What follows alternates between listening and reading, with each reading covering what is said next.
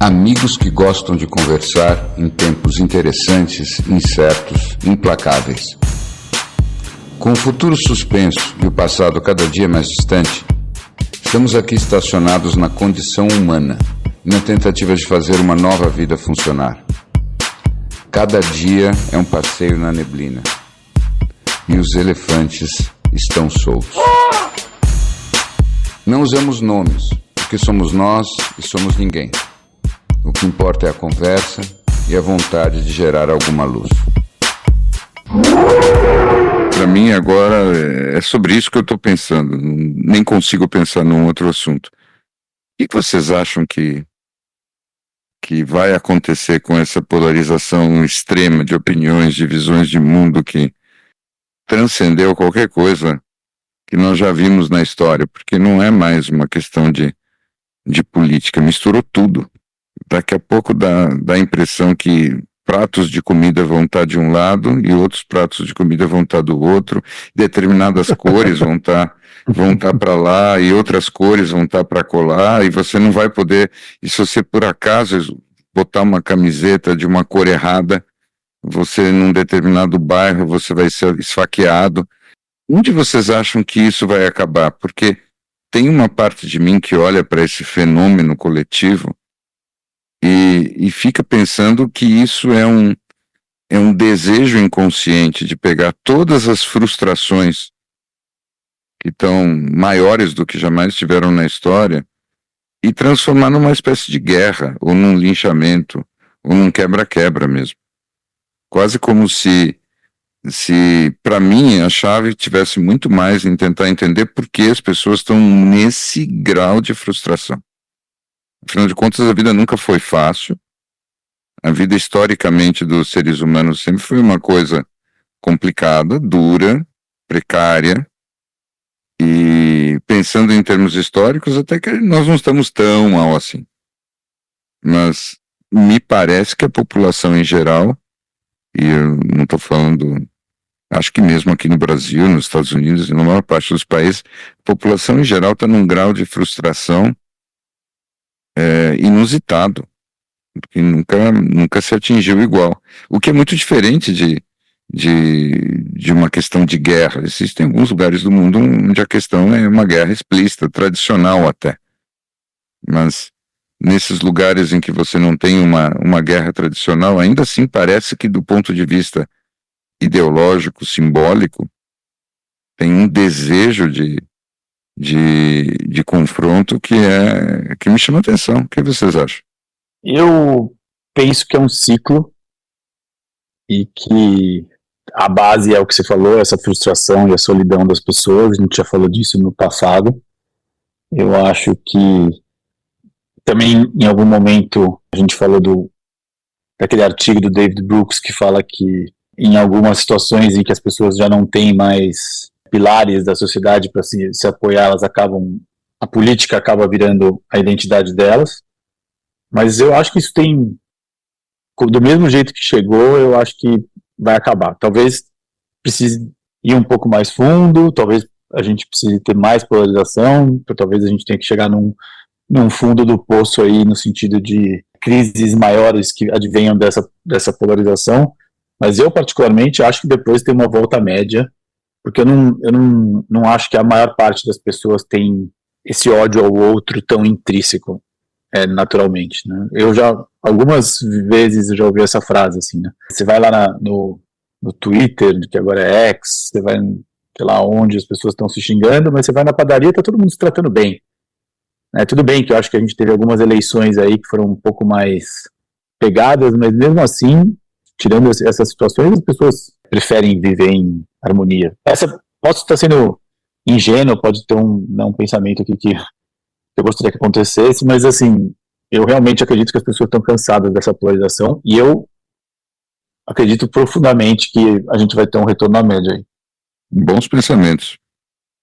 Bons pensamentos. O que você acha, Gô? Você também é otimista como os não?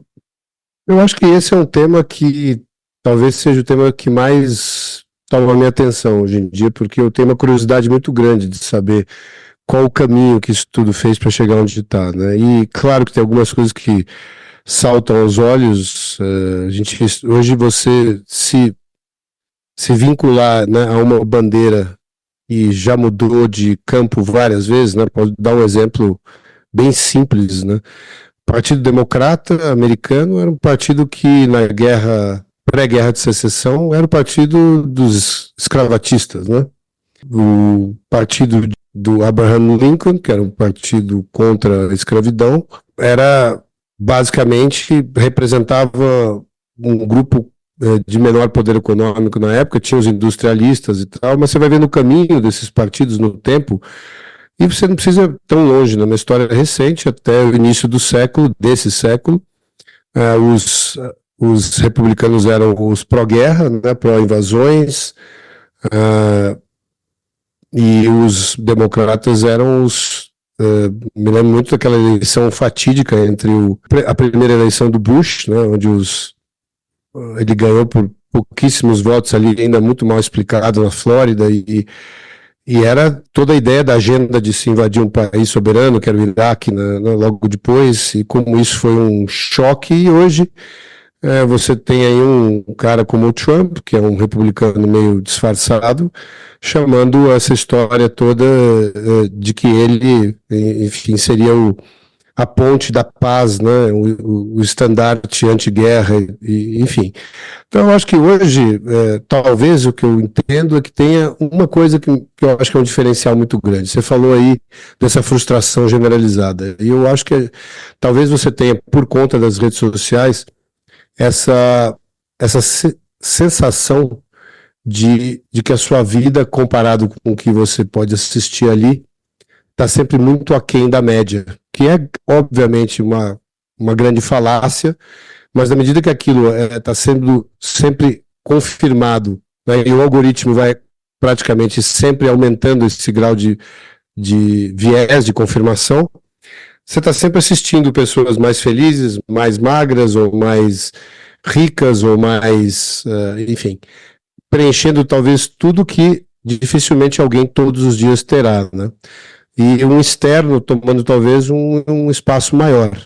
E claro que a gente sabe que isso é fundamentado numa base muito, muito sem fundamento, porque por trás daquela imagem tem uma realidade que a gente fica conhecendo muito pouco dela.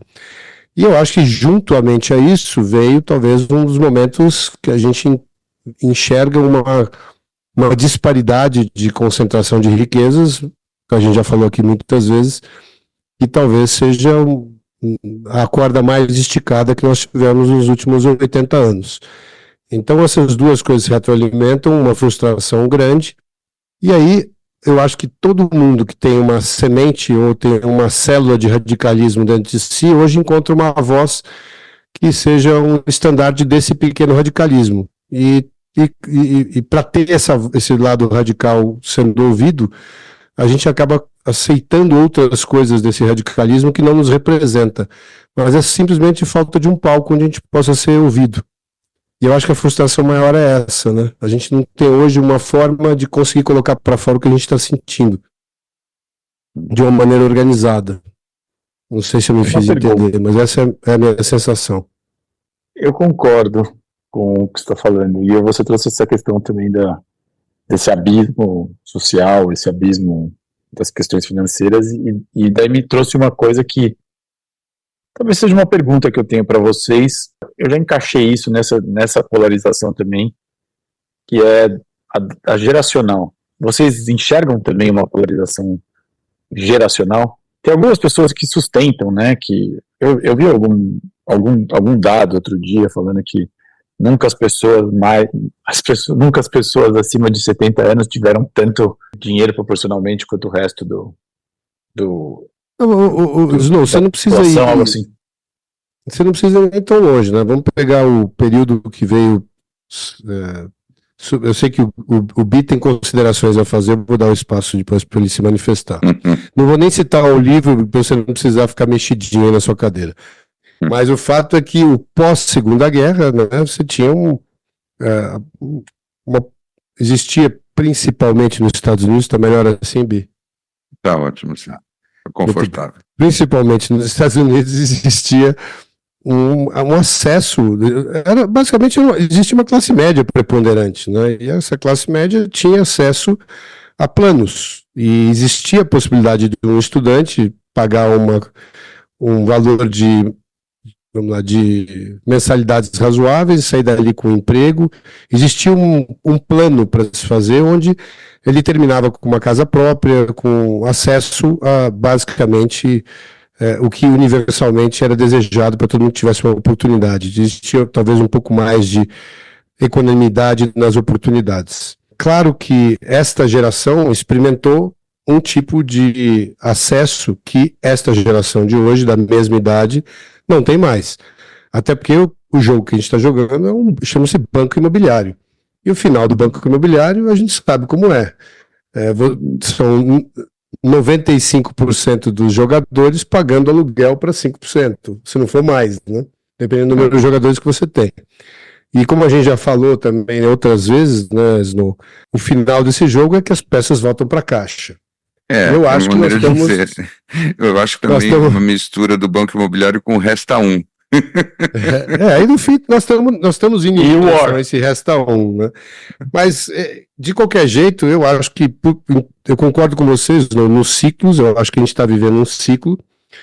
Talvez a gente esteja no final desse ciclo, e as gerações, cada geração experimentou um pedaço desse ciclo de uma maneira diferente, e tende a se comportar diante do que ele experimentou. E claro que essa geração que está aí hoje indo ao mercado acima de 20 anos, entre 20 e 30 anos, não tem quase nenhuma perspectiva de conseguir construir alguma coisa como os avós construíram, como os pais tiveram acesso. Então, geracionalmente, sim, eu acho que tem uma diferença muito grande nesse aspecto. Eu tenho a impressão que você precisa colocar também na mesmo liquidificador aquilo que o Piketty fala. Então, nós já falamos do Piketty aqui em algum momento, tenho certeza. Eu tenho uma vaga associação. Todo mundo tem, nunca ninguém leu? Nunca ninguém leu. O livro mais chato já escrito. Não, mas assim, importa a tese dele. Eu tenho uma vaga associação do Piketty com o Covid, então deve ter sido um assunto pelo qual a gente passou na época que não dava nem para sair de casa. Acho que a gente falou dele. Acho que a gente falou sim. Mas o importante só é que ele apresenta dados que confirmam uma coisa que é importante saber. Que, no fundo, nós tivemos ali 80 anos no século XX, onde houve uma distribuição de renda que antes não existia. Então, de novo, o que eu acho que tem um aspecto aí que precisa ser colocado na conversa, que é uma economia mais equilibrada e mais justa, foi um cisne negro na história da humanidade. E mesmo nos países onde supostamente isso aconteceu, isso deixou de acontecer. Então você teve um intervalo de tempo onde isso se deu, e a melhor associação possível de por que isso aconteceu durante esses 80 anos foram as 2 guerras mundiais. Então eu imaginar que a sequência de confrontos acabou dando uma embaralhada nas cartas, e quando as sociedades tiveram que se refazer no pós-guerra, isso aconteceu durante um tempo de uma forma mais equilibrada. Mas é interessante se perguntar mesmo se essa justiça ou esse equilíbrio que nós todos ansiamos, porque todos os seres humanos buscam isso de alguma forma, é interessante se perguntar se em sociedades complexas e muito numerosas, se isso é um estado possível de atingir primeiro, e depois, se algo próximo de uma igualdade durante um tempo acontece, se não é uma tendência da complexidade do jogo que vire algo como o Go dizia, um banco imobiliário, e que com o tempo seja reforçada essa história da elite. Eu estou pensando, por exemplo, o que aconteceu na União Soviética, que quando no começo estava todo mundo mais ou menos no mesmo lugar, mas depois de 2 gerações você tinha claramente uma elite que tinha acesso a casas de fim de semana chamadas dachas, e tinham casa de praia, e tinham todos os privilégios, e tinham um motorista, enquanto que o resto da população não tinha. Então, eu não sei se existe algo na natureza humana que acaba trazendo isso, ou se é uma propriedade emergente das estruturas complexas. Entende? Eu tenho talvez mais uma impressão, uma coisa nessa direção. É quase que, pegando uma referência das ciências naturais, é como se existissem dois movimentos. Um movimento que é na direção da entropia, aí sim você tem uma igualdade porque você tem pouco movimento, pouca criação, ou então, se você tem energia na direção de criação, de crescimento e tudo mais, o quanto que isso não depende sempre de uma concentração de recursos. Você acaba tendo os montinhos de recursos concentrados em algumas regiões, alguns grupos, algumas pessoas, porque é isso que é o necessário intrinsecamente para que você possa criar, para que a natureza possa criar. Né? Você falou uma palavra importante, essa da entropia. Eu acho que essa é uma dúvida que eu tenho, e ontem, por acaso, eu estava assistindo uma entrevista com o autor desse livro, que nós não falamos o nome, o Neil Howe, e ele... Mas fala o nome do livro, porque senão ninguém vai conseguir seguir a conversa. De nervoso. O livro não tem em português ainda, ele chama-se The Fourth Turning is Here. E é basicamente como se a quarta, nesse caso é quase como se a quarta estação tivesse aqui, a quarta rodada. Quase a quarta rodada. E é um cara que divide basicamente as gerações em 80 anos e em 4 blocos de 20 anos, onde ele praticamente atribui a cada um uma característica muito específica e muito parecida com uma estação do ano. Então, nós estaríamos agora no inverno. Mas eu estou te falando isso porque o entrevistador perguntou para ele, você acha que é possível a gente realmente sair do lugar onde a gente está hoje, que dá esse lugar da entropia, né? E passar para um lugar de um renascimento, né? De um high, que é o nome que ele dá ali, né? Nessa fase, vamos dizer, mais exuberante, que foi o equivalente ao fim da Segunda Guerra, aquele período logo subsequente ao fim da Segunda Guerra. É possível a gente viver esta transformação sem uma guerra, ou sem mais do que isso, sem um evento de impacto global? E ele diz o seguinte, e depois eu entro na parte que você questiona se isso funciona para o resto do mundo, mas enfim, ele diz o seguinte, eu acho que até seria possível, só nunca aconteceu. Porque a gente submete à inércia da entropia. E quando você falou no início sobre frustração, eu não sei se a frustração é um processo que tem uma reversão. Se você não tiver realmente um trabalho interno muito profundo em separar a tua experiência interna da tua vivência externa, que é o que a gente cultua aqui, né, como prática, e se isso não for realmente quase que uma ação mais preponderante do seu dia, a entropia, quer dizer, a inércia dessa entropia, e eu coloco a frustração talvez como o alimento principal desse processo, tende a ser muito mais veemente do que a reversão possível dele através de um momento de consciência. Não sei se você concorda com isso. Eu concordo. Eu tenho a impressão que tem camadas de complexidade nesse assunto que a gente precisa explorar com calma. Inclusive, a gente precisa falar um pouco dessas 4 estações do ano, segundo essa teoria. Eu tenho a impressão que esses ciclos simbólicos, eles transcendem a psicologia.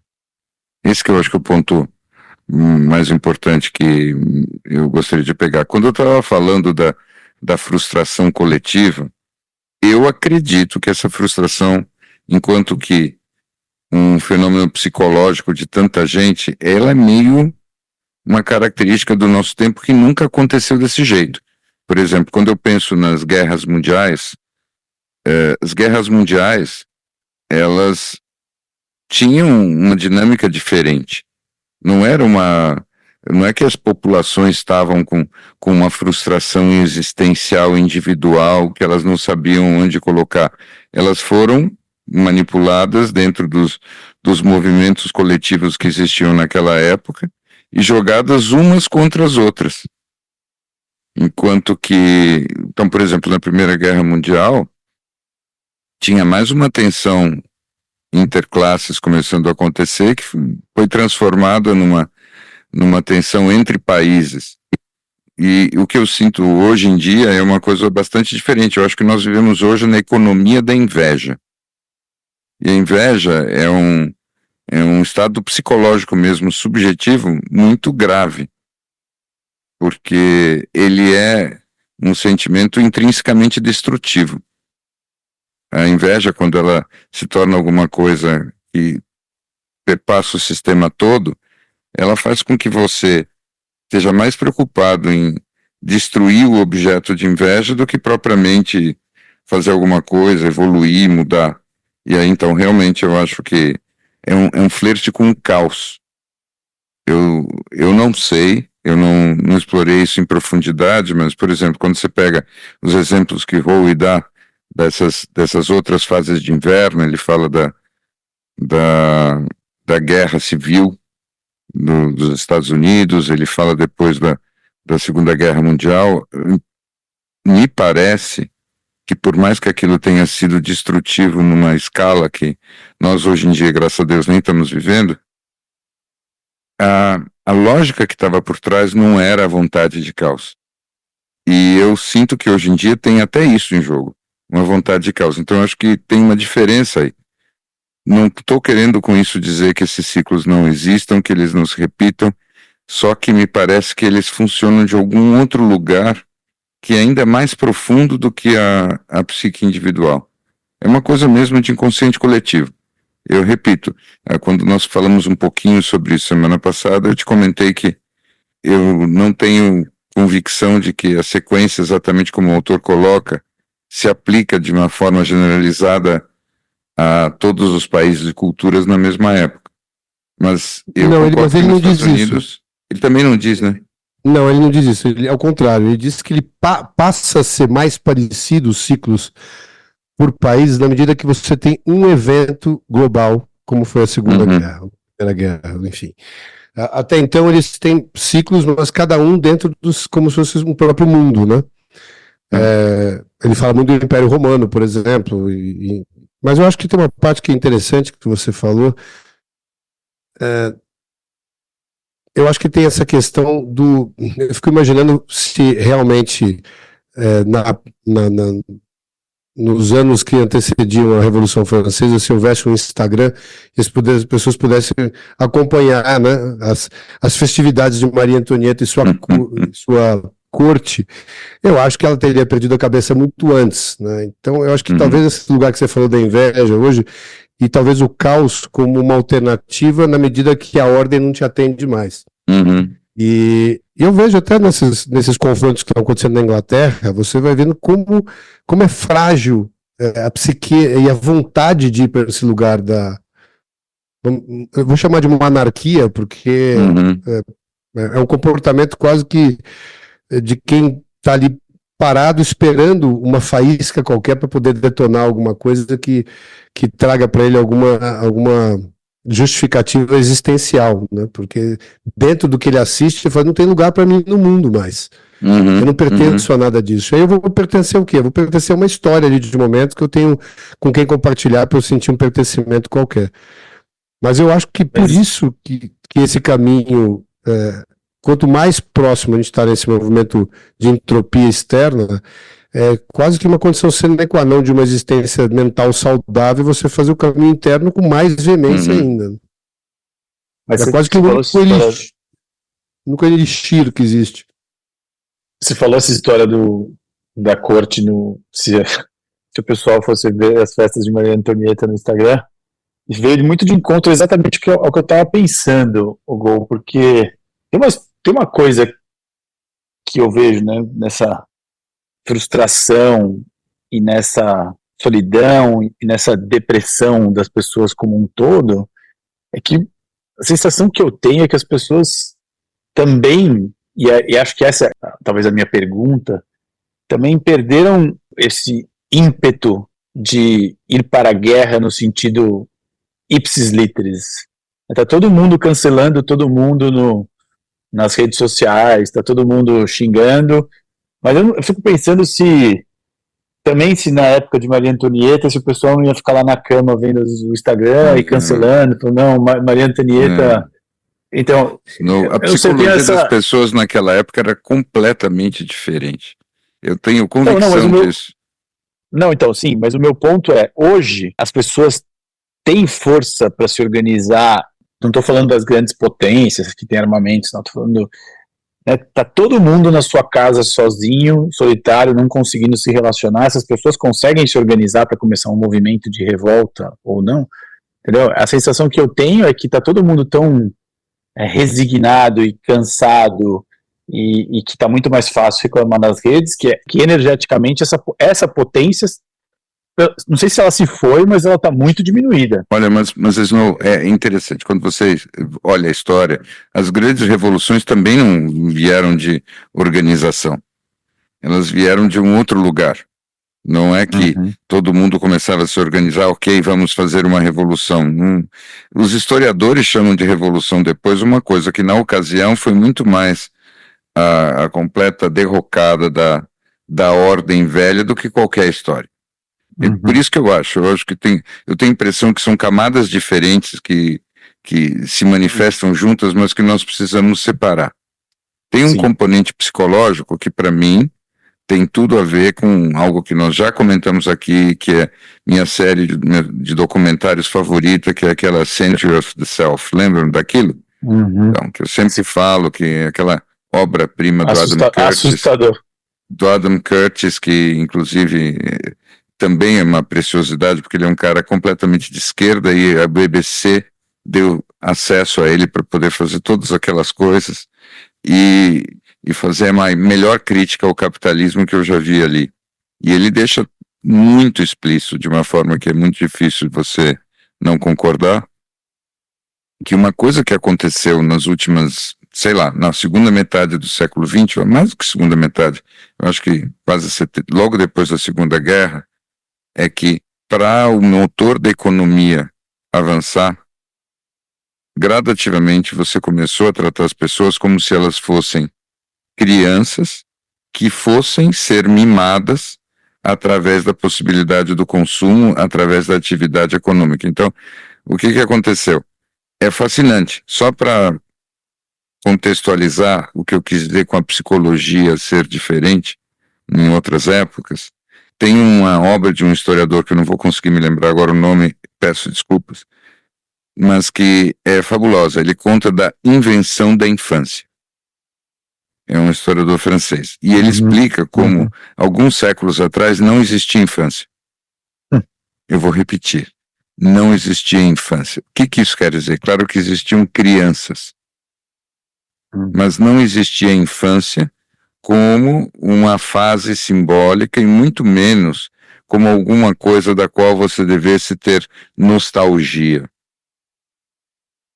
200 anos antes do Walt Disney, seria impossível alguma coisa como a Disneylandia. Não haveria lugar para isso. As crianças eram tratadas como adultos pequenos. E ponto. E é claro que elas tinham peculiaridades, mas a ideia era, bom, quanto mais cedo elas crescerem, mais cedo elas vão virar igual a todo mundo. E só. Não era um Estado. E muito menos, portanto, você tinha essa economia de você estimular as fantasias, os desejos e a busca dos desejos satisfeitos. O que me parece, e eu sei que eu estou me estendendo demais, é que depois de décadas em que nós tentamos fazer com que a economia do mundo funcionasse a partir do desejo infantil, isso virou a inveja.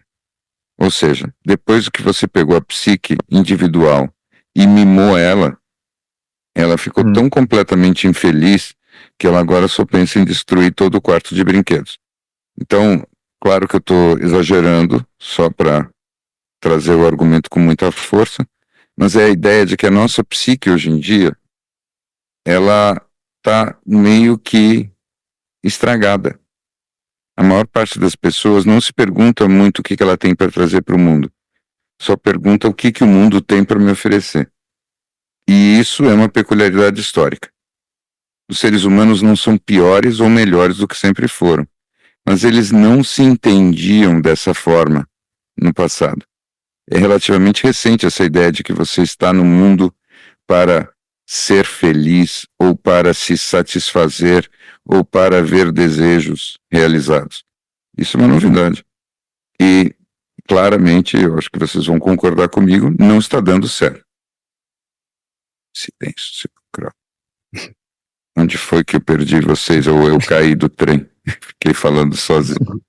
Eu estava refletindo aqui sobre essa história da invenção da infância, né? O quanto É legal isso, né? é muito legal. E realmente, como a gente também tem uma sensação de que o mundo sempre foi assim, claro que a gente estuda um pouco, a gente tem essa ideia, mas a gente realmente não tem ideia do que foi o mundo no passado. Mas, assim, eu acho que esse comentário que eu fiz parte muito desse lugar.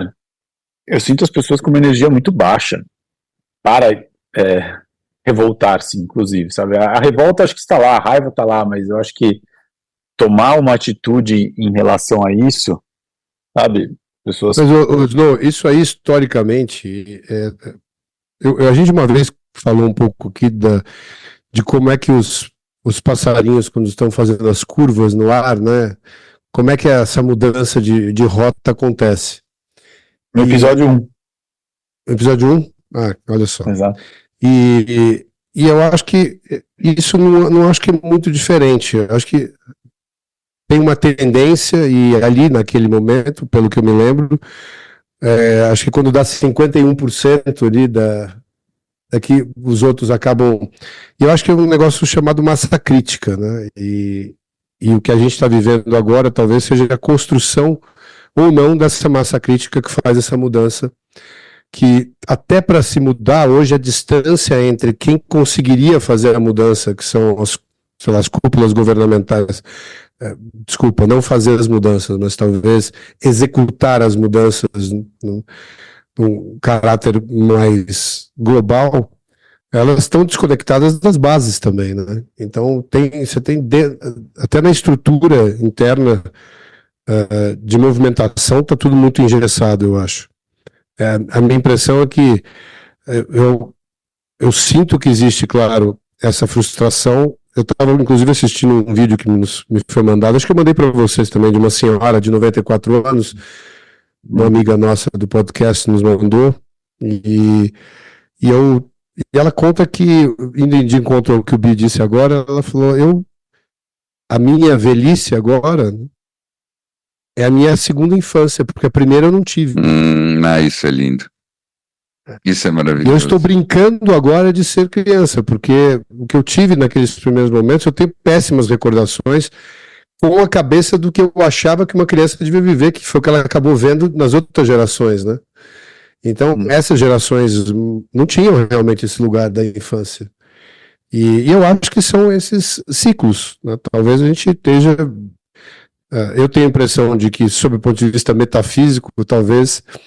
a gente tem um alinhamento aí de uma mudança muito grande, necessária, não tem dúvida, e eu acho que ela vai realmente partir.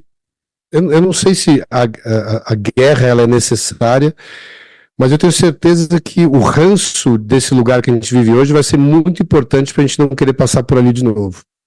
Olha, veja que interessante. Eu fiz uma coisa um pouco deselegante agora, enquanto eu acompanhava o que vocês falaram. Eu usei meus dedinhos no computador e peguei a referência exata daquilo que nós estávamos falando. Isso não é muito elegante. Eu para lidar com a minha culpa, a sociedade da desatenção, como é que... Não, eu estou fazendo a confissão aqui, mas eu acho que o resultado final vai redimir. Né? Eu vejo a cara do Go dizendo assim, fal, isso daí é roubar no jogo de cartas. Mas, enfim, o historiador francês chama Philippe Ariès, e o que ele defende é tão pertinente para a nossa conversa que ainda bem que eu fui atrás. é que a infância foi um conceito construído socialmente na transição da sociedade feudal para a sociedade industrial. Então, justamente, quando você pensa na Revolução Francesa, você não tinha ainda a sociedade industrial, então não tinha infância naquela época. E as pessoas não tinham aquela psicologia infantil. Mas por que isso é tão fascinante? A infância está diretamente, essa infância que nós conhecemos, tem muito a ver com o pensamento do Jean-Jacques Rousseau, que é aquele pensador francês, na verdade suíço, mas eu não quero entrar nesses detalhes, porque ele era genebrino e na época Genebra não fazia parte da Suíça de qualquer modo. E ele dizia que existia essa história de que a nossa natureza era intrinsecamente boa. E que era a sociedade que acabava corrompendo a nossa natureza boa. Essa discussão é dá uns 100 episódios. Não, fabulosa, porque isso é a forma mais elegante e filosófica de você ir na raiz mesma daquilo que virou a clivagem entre a direita e a esquerda nos séculos subsequentes. Tá? Se você pensar no progressismo e no conservadorismo, na esquerda e na direita, tem muito a ver com isso. Tem muito a ver com essa ideia de que os seres humanos nascem bons ou os seres humanos não nascem bons. Mas, de qualquer modo, imaginar que a ideia de uma criança feliz é alguma coisa que faz sentido depois da sociedade industrial é fascinante, porque eu acho que o Go vai concordar comigo, nós talvez estejamos vivendo uma reversão desse processo. Talvez uma boa maneira de descrever o que está acontecendo em termos socioeconômicos internacionais é que nós estamos saindo dessa sociedade industrial e nós estamos voltando para um feudalismo. Tem aquele ex-ministro grego que eu gosto muito, o Varoufakis, que se não me engano chama assim, ele defende muito isso, que nós estamos vivendo um tecno-feudalismo. E hoje em dia você tem os senhores feudais, que são o Zuckerberg, senhores feudais que são o Elon Musk, senhores feudais que são os donos da Apple e tudo mais, e nós vivemos naquele feudo e somos todos camponeses. Que apesar de ser muita tecnologia por trás, nós não somos mais uma sociedade industrial. Nós não somos mais aqueles que produzimos e depois consumimos o que é produzido. Nós viramos camponeses dos senhores feudais. Então nós estamos voltando para o feudalismo. Então talvez seja também o fim desse estágio em que a infância era tão importante. Olha só que viagem. Meu Deus, eu nem tomei nada. Mas sabe que você falando desse tecno-feudalismo, você tocou exatamente num ponto que eu queria trazer para vocês, porque eu acho que é um ponto que a gente tem que falar que nós todos vivemos em milhões de realidades muito diferentes, né? Eu acho que as pessoas hoje escolhem por necessidade ou por sobrevivência ou pelo que for, viver em realidades diferentes, né? Então, as realidades que uma pessoa vive XYZ é totalmente da realidade que nós aqui escolhemos viver, e essa realidade ela vai se colocando de uma forma mais estrutural, um pouco mais separada da realidade ou mais junto da realidade. Então, o que eu estou querendo dizer com isso?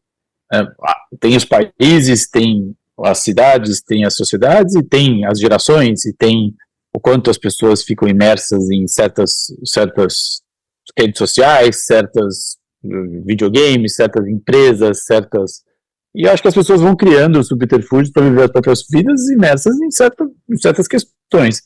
E eu acho que muitas vezes elas são chamadas a comparecer a essa realidade que a gente compartilha aqui, que você escolhe um político para comandar, enfim, para você pagar suas contas e tal, e voltar o mais rápido possível para aquela realidade que ela criou.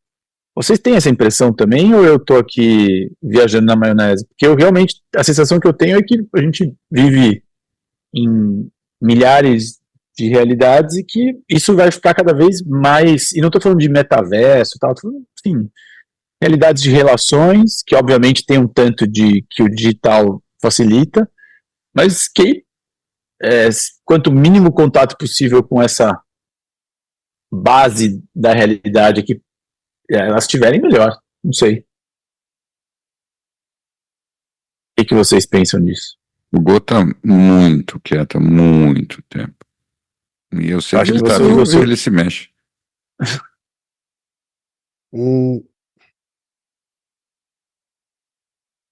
Eu acho, Snow, que essa questão dessas mini-realidades que a gente vive e realmente são, claro, peculiares da nossa existência, eu vejo muito como os nossos planos de voo, né? Então a gente tem um plano de voo que é só nosso. Eu vejo muito desse jeito. De vez em quando eu me esqueço disso, e essa semana, quando eu me esqueço muito, dá aquela capotada na reta. Quando eu me esqueço pouco, eu me vejo brigando com as realidades do trânsito e outras coisas que ainda conseguem, de vez em quando, me lembrar que o mundo não está a meu serviço. Mas eu acho que a gente tem um trabalho talvez mais complexo hoje do que jamais foi. E me lembro do Alan Watts falando disso. O Alan Watts, ele tem um lado muito polêmico, né? Porque embora super pensador, eu acho que um dos casos que eu mais respeito, e as pessoas de vez em quando tentam descredenciá-lo porque ele era um fumador e um bebedor inveterado também, né? Mas a verdade é que ele fala coisas muito interessantes sobre... E ele diz, eu me lembro de uma comparação que ele faz, não sei se você já viu isso, Bi, comparação entre o xamã e o padre. E é muito dessa história que um dos riscos que a gente vive aqui nesse nosso caminho, né, de busca, da busca tirar a gente de uma desculpa, de uma roda de hamster e colocar em outra, né? Mas ele dizia muito que o xamã tinha essa peculiaridade de sair dessa mini-realidade que era o entorno dele, para ir para a floresta, para realmente descobrir quem ele era, porque ele tinha passado tempo demais permitindo ou descobrindo quem ele era a partir da impressão dos outros. E eu acho que hoje a gente está talvez no ápice desse momento, né? De que realmente toda a nossa construção de conhecer quem a gente está alicerçado num ego num Lego, que cada pedacinho está na mão de um, eles vão nos dando esse pedacinho, a gente vai montando esse Frankenstein que a gente acaba acreditando que a gente é no final. Mas eu acho que esse caminho para se fugir dessa dinâmica perversa que você estava falando de todas essas realidades, hoje ele é quase inexorável de como que a gente consegue fazer isso no nosso cotidiano, né, no nosso dia a dia, como é que a gente consegue sair desse lugar para um lugar onde a gente passa a se conhecer sem ser baseado nessa construção vinda do externo. E até vou dar uma pivotada aqui meio esquisita, mas eu estava até me lembrando de um filme que eu assisti esses dias, não sei se vocês já assistiram, esse filme que está aí em cartaz, chamado, eu acho que chama É Assim que Acaba, que é desses padrões. Além de tudo, nós temos os padrões intergeracionais, né? Então, nesse nosso plano, ou transgeracionais, né? Nesse nosso plano de voo, vem tudo que a gente tem aqui para lidar com o nosso eu, que a gente vai descobrindo no meio do caminho, ainda tem todo um padrão transgeracional. No caso dela, um padrão de o pai agredia a mãe, ela assistiu aquilo sempre, ela questionava por que a mãe não se rebelou contra aquele formato, e aí acontece um padrão parecido com ela, e como ela lida com isso, é um filme, acho que é um filme, enfim, um filme que vale assistir. Pode ser visto como um filme, um romance, mas tem uma história que precisa ser visitada aí. Então eu tô falando isso tudo, não sei se eu respondo exatamente o que você perguntou, mas eu acho que com essa quantidade de variáveis que a gente tem que voltar para esse caminho de sair desse contexto que tem tanta coisa que está, obviamente, muito longe do nosso controle, coisas que não dizem nem respeito à nossa vida, que são esses padrões que vêm em gerações, e talvez no nosso plano de voo seja uma das coisas mais relevantes, colocar ou não um fim nesse padrão que vem em tantas gerações, e construir, talvez, sair de círculos viciosos e construir círculos virtuosos, ou talvez só observar esse avatar fazendo isso tudo, mas de qualquer jeito, sem esse caminho onde a gente se retira desse contexto todo e vai analisar, talvez enxergar a gente sem mesmo até um espelho, né? Só na base da reflexão, eu não sei se é possível a gente estar vivendo alguma coisa que seja remotamente parecida com uma sanidade mental. Você tocou no ponto estratégico mais importante. Para você poder se proteger minimamente e se equilibrar diante de um mundo que ainda por cima não está mais oferecendo uma ordem satisfatória, sem entrar no mérito se em algum momento a ordem que o mundo ofereceu foi mais satisfatória ou mais saudável, claramente agora não é, você realmente precisa desconstruir conexões que você tem com o mundo. Então nós estamos vivendo um momento paradoxal que é você precisa, em alguma medida, ser um estrangeiro de caminho e você precisa, em alguma medida, se sentir um pouco o ET para você criar aí um espaço de sanidade. E me parece que esse estranhamento em relação ao mundo nunca foi tão saudável. E pegando um gancho naquilo que você estava dizendo, Snow, eu acho que eu sei do que você fala quando você descreve cada um com a sua realidade particular.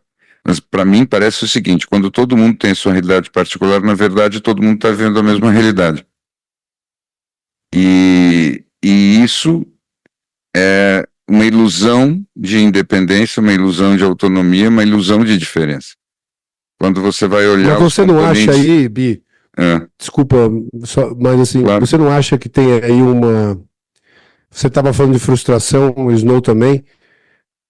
Eu acho que sem esse trabalho dessa pequena separação, essa distância dessas mini-realidades, tem um fio que está passando muito próximo de todo mundo, que é esse fio da frustração. E é muito fácil você plugar nesse fio.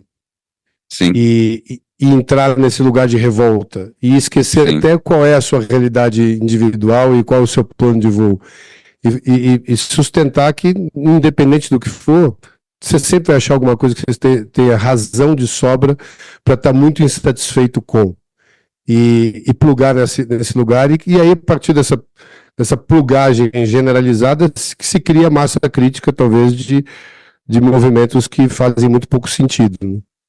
Olha, sem dúvida, Gô, nada aprisiona você tanto, nada liga e gruda você tanto a um objeto quanto a raiva que você tiver dele. A raiva é o sentimento mais pegajoso que tem.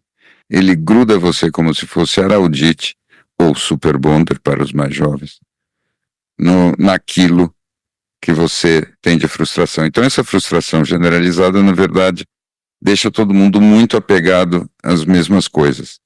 E isso é curioso. Apesar de ser um movimento de aversão, é um movimento que liga e não que desconecta. Por isso, eu estava falando do lugar da desconexão. E essa desconexão não é uma desconexão só do mundo, é uma desconexão do seu próprio mundo. Sabe? Eu não vi esse filme, mas eu consigo imaginar perfeitamente do que você está falando. Nós temos, né, Snow, como você gosta, nós temos o campo. E esse campo é o campo geracional, é o campo genético, é o campo familiar, é o campo do seu grupo, é o campo das suas memórias, e tudo isso aprisiona você num micromundo do qual você tenta sair, mas tem muita dificuldade. E quando o Gô está apontando essa necessidade de ir para a natureza ou ir para algum outro lugar, o que me parece que ele está dizendo é: nós precisamos sair dessa... Eu já usei várias vezes essa metáfora, dessa camisa de força, como se nós fôssemos o Houdini. Você precisa, de alguma maneira, aprender a sair dessa prisão e encontrar um pouco de equilíbrio que está num outro lugar. Não está no jogo que você herdou, não está no jogo que você constituiu nas interações com o mundo. Então, eu muitas vezes acho, e às vezes eu tenho a impressão que se o Gol e eu temos uma divergência só nesse detalhezinho, eu acho que depois que você faz esse movimento, você tem que fazer um movimento de volta, de constituição de uma outra história. E às vezes eu tenho a impressão que o Gol é mais puro Alan Watts. É assim, cara, se você conseguir sair, nem pense em voltar. Mais ou menos uma coisa. Muito pelo desse contrário. tipo. Não? Então, Não, de jeito nenhum. Até porque eu acho que esse é o caminho. Tem um caminho perigoso do monge, né? Que é o.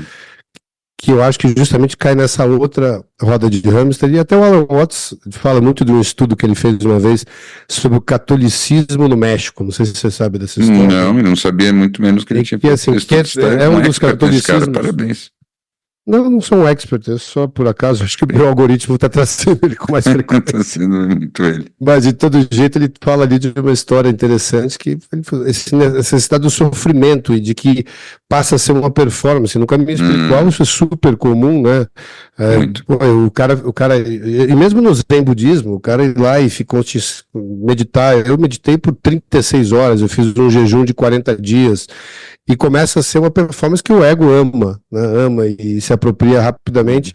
Esse caminho que eu digo é um caminho que inclusive foi citado por dois pensadores, o Snow e o Bee, numa produção recente, eu não vou entrar em detalhes, como a necessidade do chamado banho de floresta. Não sei se os dois se lembram disso, mas ali fala-se como isso tem quase não um só prazo, foi citado, né?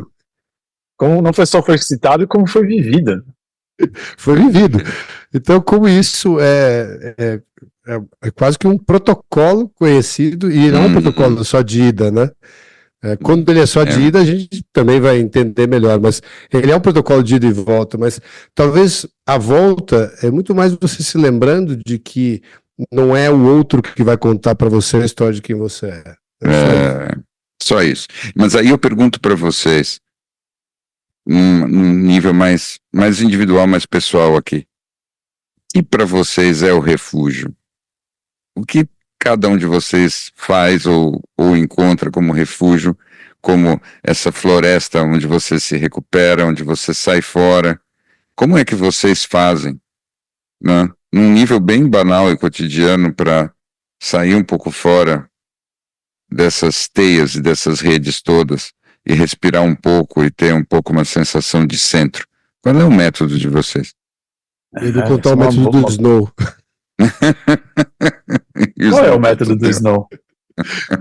O Snow, o calendário dele, ele vem com essas janelas já pré-definidas. Ora, ele está na natureza do litoral de São Paulo, hoje ele está nas praias do Nordeste, onde o vento os leva, sem eira nem beira, onde quer que ele possa pousar, será a nova residência dele. Eu vejo isso um pouco como, mas brincando aqui, Snow, claro, você sabe o que serve para você, mas eu vejo um pouco, de vez em quando me bate uma vontadezinha de seguir o caminho do Snow.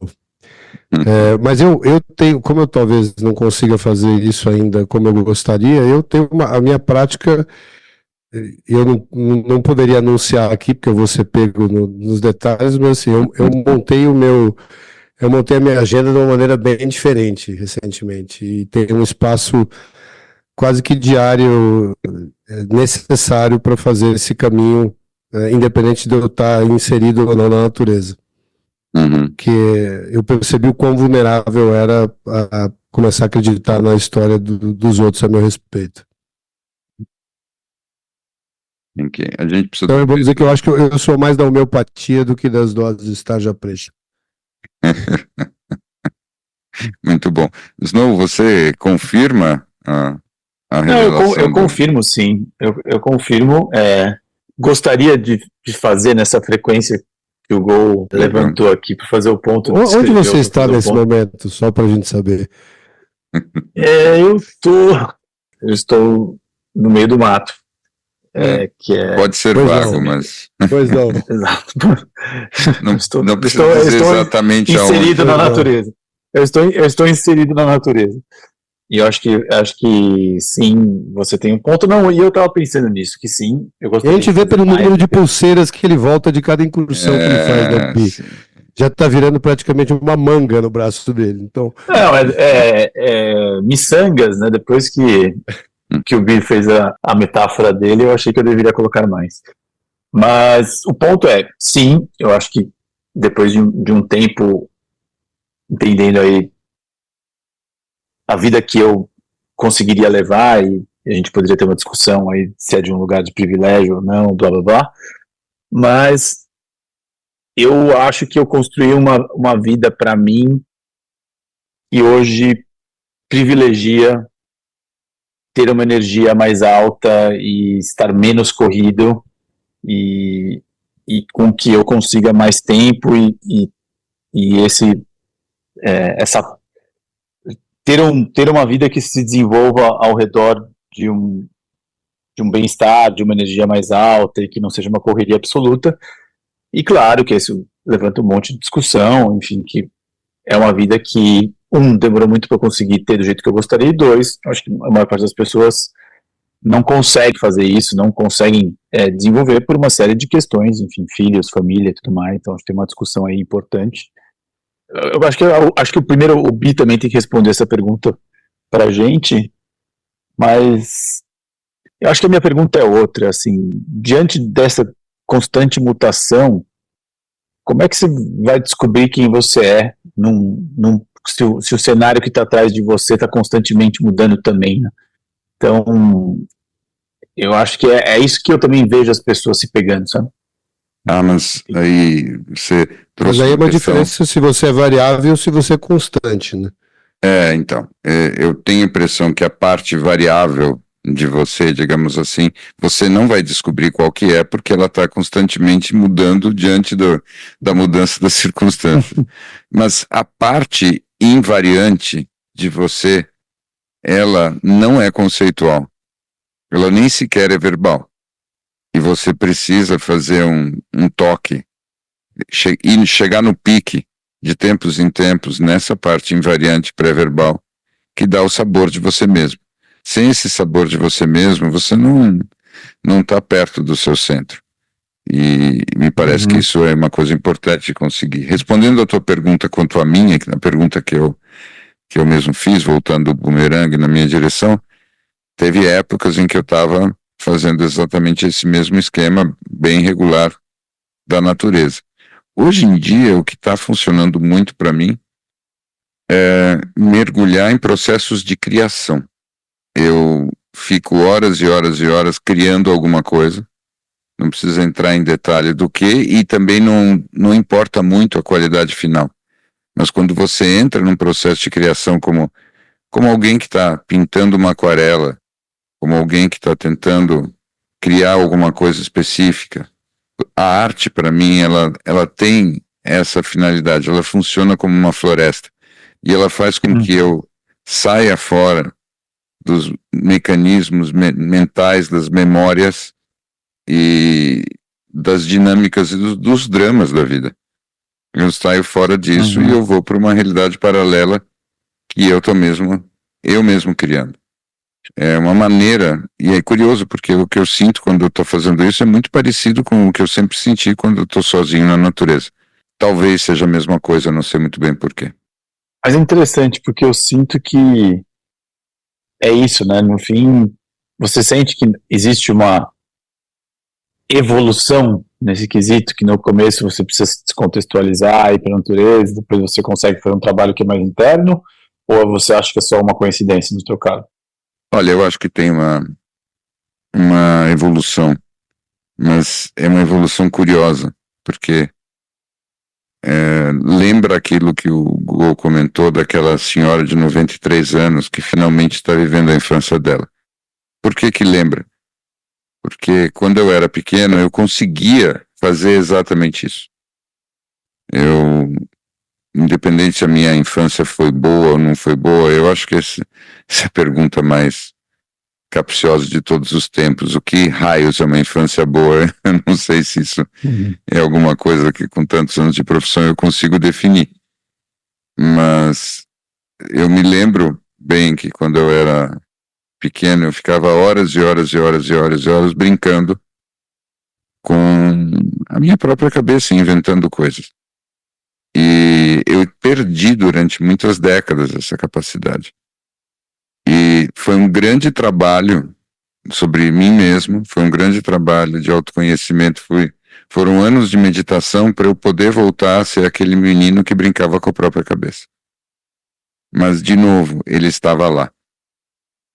E eu só perdi ele completamente e eu tive que depois fazer o trabalho de encontrar ele de novo. É mais ou menos como quando você acorda de manhã num país muito invernal e você descobre que o teu carro está debaixo de 2 metros de neve. Aí tudo que você tem a fazer é pegar a sua pá e ir tirando a neve até chegar no carro, se possível, sem destruir o para-brisa. E o processo é muito semelhante, é muito análogo a isso. O que eu acho que eu estou vivendo, estou encontrando de novo esse menino que gostava de brincar na própria cabeça e que saía fora do mundo quando fazia isso. Para quem teve essa capacidade, para quem já conheceu esse lugar, eu recomendo fortemente. Mas eu tenho a impressão que, no fundo, eu estou muito circular hoje. Eu fiquei falando da invenção da infância, mas, ao mesmo tempo, existe uma infância aí que todos nós temos essa memória e todos nós voltamos a ela. Eu acho que você chegar naquilo que você fazia quando você era criança e servia para ser a sua brincadeira, independente do que é ser criança ou não, eu acho que essas primeiras atividades são a semente de tudo que de bom você tem para fazer depois. E você conseguir recuperar essa parte da história é você recuperar a fonte, o acesso à fonte daquilo que sempre vai renovar você. Enfim, eu não sei se isso é um Caban ou Não, acho que não. Mas eu tenho pensado muito nisso, assim, eu tô aqui, eu vim passar esse fim de semana aqui no mato, e eu vejo que, dependendo da energia que eu chego, eu já não consigo extrair a mesma paz que eu extraía no passado, sabe? E é interessante, porque antigamente eu vinha pra cá, não tinha internet, não tinha telefone, então, e isso mudou, e foi maravilhoso, porque possibilitou várias novas coisas. Por exemplo, a gente está fazendo essa gravação aqui e ao mesmo tempo traz uma conexão que é um pouco difícil de desligar. Então é aquilo que a gente falou em algum outro episódio, como as energias vão também se entremeando e as coisas vão se confundindo. E eu confesso para vocês que ultimamente eu tenho sentido mais dificuldade de me desconectar 100% e conseguir fazer, eu acho que talvez tenham que ser processos mais, talvez um pouco mais, entre aspas, radicais, como um retiro, alguma coisa ultimamente. Assim, eu tenho sentido que nesses últimos tempos a minha energia está um pouco mais ligada ao magma, e o que está dificultando essa. Eu também, nesse lugar, eu estou entendendo que é assim, que também está tudo bem, que são como os ciclos estão assim, mas eu consigo perceber a minha cabeça funcionando em outra frequência. Então, resumindo, o que funcionava antes está funcionando menos, e eu estou olhando desse lugar e falando... Mas será que não é sempre assim? Será que qualquer pseudo-fórmula que nós encontramos, ela só vai durar um tempo? E você vai precisar trocar? A minha experiência é isso. Eu não acredito que as coisas funcionem muito tempo assim. O Gol estava falando do fourth turning, né, das gerações de 20 anos na psique coletiva americana, mas eu tenho a impressão que existe um equivalente na nossa psique individual. Existem essas estações, e elas obviamente não vão durar 20 anos, elas duram muito menos tempo do que isso. Eu não saberia dizer quantos anos, mas eu noto isso no trabalho com as pessoas. E no fundo a mudança acontece. Por isso essa história será que as pessoas mudam? As pessoas mudam sim, e nem é que elas mudam porque elas querem. Elas mudam porque as estações do tempo mudam dentro delas. E certas coisas que funcionavam antes não funcionam mais. E é até com uma certa angústia que as pessoas constatam isso. Que elas olham para aquelas coisas que elas gostavam antes e elas não gostam mais. E coisas que elas não gostavam, de repente, ficam muito atraentes E todo mundo tem que se adaptar a essas mudanças constantes daquilo que você sente em relação ao mundo, sem falar naquilo que o mundo sente em relação a você, que é mais doloroso e mais difícil de mudar, né? Que tem tudo a ver com o processo de amadurecer e o processo de envelhecer, então, porque por dentro todo mundo tem mais ou menos a mesma idade, mas por fora não. Eu, obviamente que eu não tenho grandes citações a fazer, porque eu não costumo me lembrar muito delas. Mas uma que eu lembrei do Alan Watts, já que esse episódio está falando tanto dele, por minha conta, é que eu acho que essa é a grande contradição, né, que ele fala. A contradição é querer estar perfeitamente seguro em um universo cuja natureza é o movimento, né, e a mudança. E o tempo todo é essa briga, né, de querer a mudança e brigar com ela, porque a mudança, na verdade, parte de um desejo que não foi atendido no formato da mudança como você gostaria que fosse. Sim, exato. Sendo que tem uma mudança acontecendo que você mal pode imaginar e que você não consegue vislumbrar direito como é que ela é, e ela é Você, na inexorável. melhor das hipóteses, um coadjuvante dela, né? Embora parte super... A mudança talvez seja só a palavra simbólica que os seres humanos deram para isso que o Alan Watts falou, né? Que é a transformação, que é só o observador humano definindo como o universo funciona. Ou talvez manifestando um desejo, enfim. E eu fico pensando muito nisso por causa do tempo, né? Mas vocês sabem que tem um detalhe aí, que sem querer, como para usar a tua linguagem, sem querer abrir uma aba que vai nos levar para mais 2 horas de conversa, tem um tema muito forte aí. Quando nós vamos nessa direção, dá um pouco uma sensação de que a personalidade humana é uma ilusão de ótica que mais causa problemas do que serve para alguma coisa. Como se nós simplesmente existíssemos sem a nossa personalidade, as coisas funcionassem melhor. Mas isso depende do referencial que você usa. Eu queria puxar um referencial diferente, que é o referencial do cristianismo esotérico, o esoterismo ocidental, que também tem uma tradição muito forte. E na tradição do esoterismo ocidental é muito clara, isso é uma longa história, mas é muito claro que nós hoje vivemos uma era da evolução da humanidade, na qual o indivíduo, ele é sim um protagonista da criação do valor. A realidade moral, a realidade dos valores, a realidade da criação que existe do ponto de vista espiritual a partir do humano depende da individualidade. Então, é como se, segundo a lógica e a visão do cristianismo esotérico, houve uma época em que você se diluir sem personalidade no todo era a coisa mais espiritual que você podia fazer. E segundo essa tradição, esse componente é importante. Mas mais importante ainda é você recuperar a essência da tua individualidade sem esses filtros e essas distorções todas causadas pela tua biografia, e deste lugar você tentar trazer novos conteúdos. Ou seja, o indivíduo hoje em dia, do ponto de vista espiritual, talvez ele tenha um valor estratégico que ele não tem mais do ponto de vista econômico, que ele não tem mais do ponto de vista psicológico, que ele nunca teve do ponto de vista histórico, e que talvez esteja totalmente contaminado com todas essas distorções contemporâneas que nós mencionamos.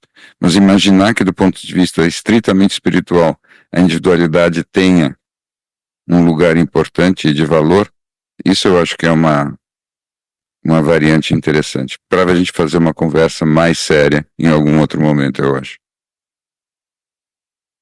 É realmente bem interessante isso. Porque tá aí algo que a gente nunca falou, né? Não. Até porque quando a gente fala da espiritualidade, a gente acaba falando muito dessa união e dessa conexão com o universo, e a gente não fala da individualidade em si e que ela tem valor na espiritualidade. Realmente, eu nunca tinha pensado quer dizer, acho que a gente nunca tinha conversado E talvez se eu tivesse explícita e pensado assim, oficialmente sobre isso, né? exato, e talvez no Eu fim, não quero nem voltar no livro, tá? Mas o Howe, ele aborda também essa questão em cada um dos ciclos, onde o indivíduo tem mais espaço ou menos espaço, ciclo a ciclo. Não quero me estender aqui, mas está no livro se quiser voltar. Você já entendeu, né, Snow? Nós vamos ter que Já segurar entendi. ele pela mão, porque ele vai ficar, né, Já traduzindo entendi. tudo o que acontece em função desse livro por mais ou menos Não, alguns meses. Você sabe que ontem eu tive foi a tristeza. Eu acho que eu não gostaria de ter assistido a entrevista do autor, porque eu acho que eu conheci outros aspectos dele que talvez Você não me gostou. fizesse questionar a origem do livro. Mas vamos lá. Mas ainda assim, eu sou muito fascinado com essa história dos ciclos, né? E eu vejo, quando eu vejo de vez em quando eu caio aqui nas minhas anotações, né? E pego uma anotação de 2019, né? E olho, puta, eu não podia estar mais presente. Eu vejo que eu tô ali no mesmo lugar e, cara, tô com o pneu careca capotando na reta, na curva, de frente, de lado, carpado. No asfalto seco. Então, mas eu acho que de vez em quando a gente tem essa sensação, né, de que a gente quer fazer com que um bolo que tenha exatamente os mesmos ingredientes num forno com a temperatura absolutamente igual, produza realmente bolos diferentes no final, né? Claro. E Agora, o Ray Dalio é que tem essa teoria dos ciclos históricos também. Você já comparou a teoria do Ray Dalio com a desse cara? Na verdade, sim, já. Eu acho que até. É que eu não acho tão relevante a gente entender os ciclos da humanidade, a não ser sob o aspecto de que a gente está, por acaso, encarnado num deles agora, né? E por acaso ele vai ter características como os outros tiveram, e a nossa geração tem essa característica também do que a gente viveu, e mesmo dentro da mesma geração, uma diferença de 10 anos, 5 anos faz toda a diferença do mundo, né?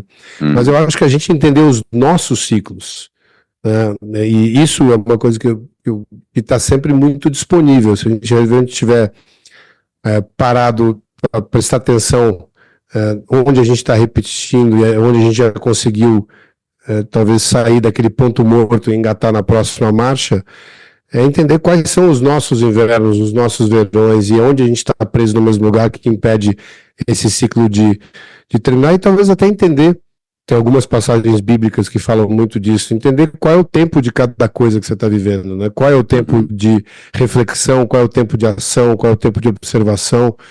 E no momento que a gente começa a entender esses aspectos dos nossos ciclos, fica mais fácil de não ir tanto contra o vento, né? E aproveitar muitas vezes o vento que tem atrás para você andar mais dentro daquele ciclo.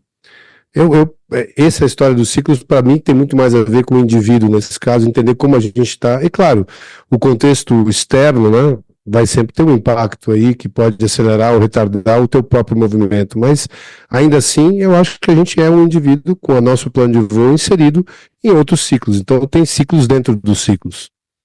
Eu gosto muito dessa sua metáfora, porque está o tempo todo nos comparando com justamente um piloto de avião. Seguindo essa tua metáfora até o fim, como você vai decolar sem antes se informar a respeito da meteorologia, que é disso que nós estamos falando. Então nós precisamos das condições meteorológicas em detalhe, se nós queremos minimamente cumprir com o nosso plano de voo. E vale a mesma coisa para quem prefere velejar como o Snow. Você precisa saber como é que o vento está funcionando, como é que a maré está funcionando, e essas são as circunstâncias. Justamente aquilo que está na tua volta, seja do ponto de vista mais físico, seja do ponto de vista histórico. Você vai ter que lidar com isso. E ainda assim isso não impede o Snow de se jogar no imponderável, que é o próprio vento, né? Claro. A decisão de estar ali, por mais que ele saiba para onde está indo, ele não sabe exatamente onde ele vai pousar. Não. E eu acho que tem um trabalho que eu vou citar mais ou menos a história, mas isso é um negócio que eu tenho praticamente, devia tatuar no meu braço aqui, mas para eu saber exatamente quem eu sou, eu tenho que fazer um trabalho muito grande de me desapegar de quem eu acho que eu sou, né? E esse é um vício, né? O vício na gente mesmo, né? E começar a olhar um plano de voo com alguma coisa que precise ter um desfecho conhecido. E é isso, a ideia é só você ter Falou um negócio agora, que eu acho que é o caminho central para resolver esse dilema entre aquilo que você é e aquilo que você pensa que é. Simplesmente, você se colocar em situações imprevisíveis. Quanto mais você Hoje eu ia numa chegar situação... Exatamente. Desculpe, então eu te interrompi, mas eu não, mas eu acho que o seu comentário sobre o meu vai ficar muito mais saboroso do que o meu próprio. Prossiga. Então, quanto mais você estiver numa situação imprevisível, maior a sua chance de se surpreender com você. E a surpresa que você tiver com você é, sem dúvida, mais verdade sobre você do que qualquer opinião que você tenha sobre você. E isso se manifesta. O que foi? Adorou. É isso. A verdade é sempre uma surpresa. Foi um cabernet em silêncio. A verdade é sempre uma surpresa. E a vida só é interessante por causa dessa surpresa. Tem um cara chamado Huizinga que escreveu um livro chamado Homo Ludens. Já falei desse livro, eu acho. E ele menciona a história da bola. É sempre importante voltar para a história da bola. Porque a bola é um grande símbolo de self, um grande símbolo de centro, é um grande símbolo de qualquer coisa legal que você quiser dizer. Mas a bola tem valor por quê? Porque você consegue imaginar o percurso que ela vai fazer e o comportamento que ela vai ter, mas você nunca acerta exatamente. Lionel Messi que o diga, você nunca sabe exatamente o que a bola vai fazer. E é por isso que é tão legal o jogo de bola. Ou como diria Alan Watts, o cardápio não é a refeição. Cardápio não é refeição. Então vamos ficar com as almôndegas metafísicas. Que belo! É isso aí.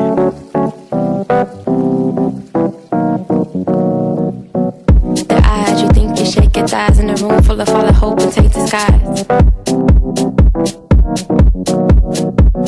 The eyes, you think you shake your thighs in a room full of fallen hope and take the skies.